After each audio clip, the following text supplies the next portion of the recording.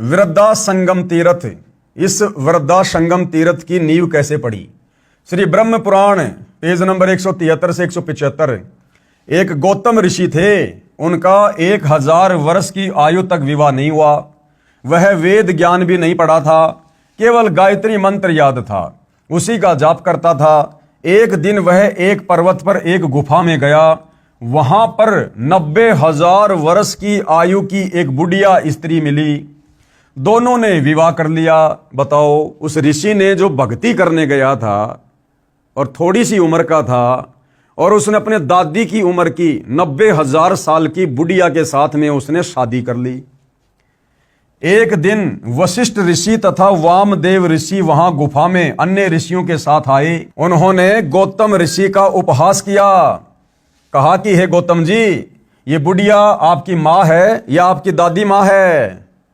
उनके जाने के पश्चात दोनों बहुत दुखी हुए।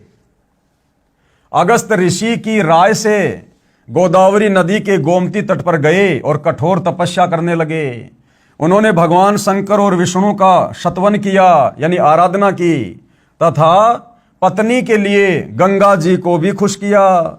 गंगा ने उनके तप से प्रसन्न होकर कहा, ब्राह्मण, आप मंत्र पढ़ते हुए मेरे जल से अपनी पत्नी का अभिषेक करो, इससे वह रूपवती हो जाएगी। गंगा जी के आदेश से दोनों ने एक दूसरे के लिए ऐसा ही किया। दोनों पति पत्नी सुंदर रूप वाले हो गए। वो गौतम ऋषि और वो 90 साल की बुढ़िया दोनों जवान हो गए। वह जल जो मंत्रों का था, उससे बुढ़िया का नाम नदी बह चली। उसी स्थान पर गौतम ऋषि ने उस बुढ़िया के साथ जो युवती हो गई थी, मन भरकर संभोग किया। बताइए। और हम वहां जा रहे हैं मुक्ति प्राप्त करने के लिए, सद्बुद्धि प्राप्त करने के लिए। अरे भैया, वहां तो कामसूत्र की घटनाएं घटी हैं। वो तो विषय वासनाओं के अड्डे थे। जमकर लोगों ने सेक्स किया, संभोग किया, कुकर्म किए। और हम ऐसी अपवित्र जगह पर जाकर कैसे सद्बुद्धि को प्राप्त कर सकते हैं? कैसे हमें कोई भक्ति लाभ मिलेगा? कैसे हमें कोई पुण्य मिल सकता है? तब से उस स्थान का नाम वृद्धा संगम तीर्थ हो गया।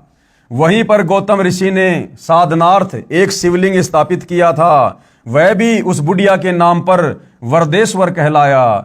इस बुढ़िया संगम तीर्थ की कथा सब पापों का नाश करने वाली है, ऐसा उस पुराण में लिखा हुआ है। अब बताओ, वो खुद इतने कुकर्म करके और पाप की मालगाड़ी भर के ले गए, जिंदगी भर सेक्स करके, संभोग करके, कुकर्म करके, और वहां जाने से हमारे पाप कर्मों का नाश कैसे होगा? वहां किया हुआ स्नान दान सब मनोरथों को सिद्ध करने वाला है। इसलिए तो सबका कल्याण हो रहा है, सबकी बुद्धि भ्रष्ट हो रही है इन तीर्थों पर जा जाकर।